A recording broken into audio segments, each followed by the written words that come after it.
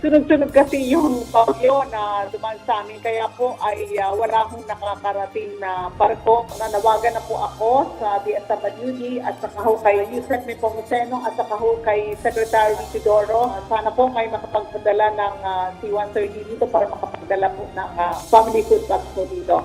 Nauubusan na ng food packs ang lokal na pamahalaan ng Batanes para sa mga residente na naapektuhan ng magkakasunod na bagyo.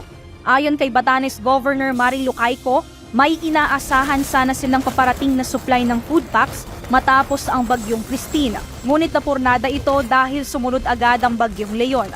Apela ng gobernadora, agad maihatid sa probinsya ang ayuda para sa mga binagyo.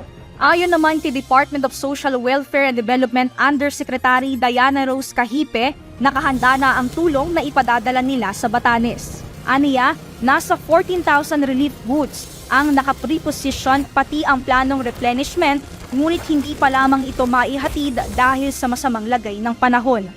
Currently, almost 2,000 po ang nasa Batanes. That's why I was listening kung ilan yung mga nasa evacuation center so that may pang-augment po tayo kasi naka-preposition po tayo. But then again, gaya ng nasabi ko, the moment na ibaba ang gale warning at makalipad po tayo, definitely mag-start na po tayong magdagdag ng mga family food packs sa Batanes.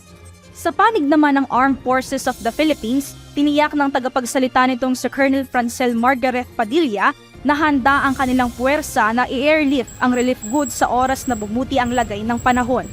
Yes sir, no, naka-ready ang assets natin.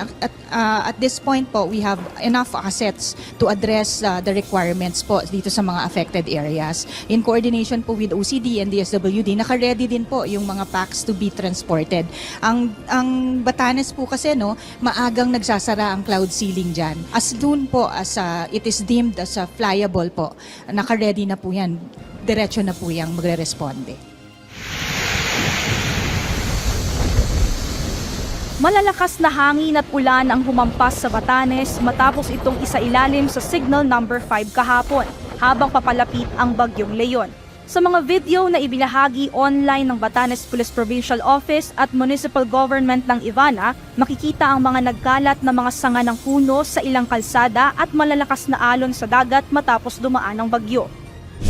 Habang hinihintay ang pagdating ng supply ng food packs, tiniyak naman ni Governor Cayco na hindi nila pababayaan ang kanilang mga kababayan na nananatili ngayon sa mga evacuation centers bunsod ng bagyong Leon. Pinayuhan rin niya ang mga residente na mag-ingat at iwasan munang lumabas dahil ramdam pa sa lalawigan ang nalalabi pang epekto ng bagyo. Mia Alonso, UNTV News and Rescue. Diyos ang aming sandigan, serbisyo publiko ang aming pinahahalagahan.